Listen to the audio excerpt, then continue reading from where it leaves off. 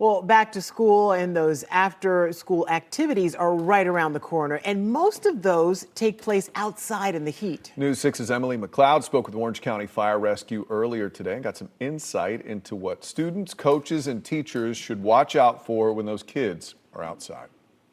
We have to pace ourselves and recognize the signs and symptoms and get out of the heat before it's too late. With the start of school right around the corner, Orange County Fire Rescue Captain Christian Radin is sharing some tips on how to keep your kids safe in the intense Florida sun. He says keeping those water bottles full is an important part of staying safe in this heat, especially when it comes to after-school outdoor practices. It's hard to catch up once we're dehydrated, so just making sure our children are drinking plenty of water at home and staying hydrated, and continuing to drink throughout the day at school and after school when they have activities. Radin says it's a good idea for parents to educate their children on the importance of taking a break when they need to. Teach them to pace themselves when they're doing outside activities, whether that's sports or band or cheerleading or anything like that. If they start feeling bad, they need to let a teacher or their coach know so they can get indoors to the air conditioning. He says if a student is participating in an outside activity, it's better to let a teacher or coach know when you're feeling bad sooner rather than later.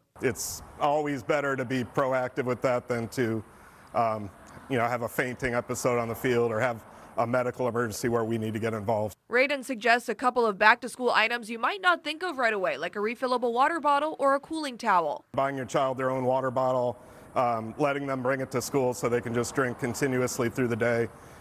Cooling towels are good. For more tips on how you can stay safe in the summer heat, you can head to our website, clickorlando.com. In Orange County, I'm Emily McLeod, Getting Results, News 6.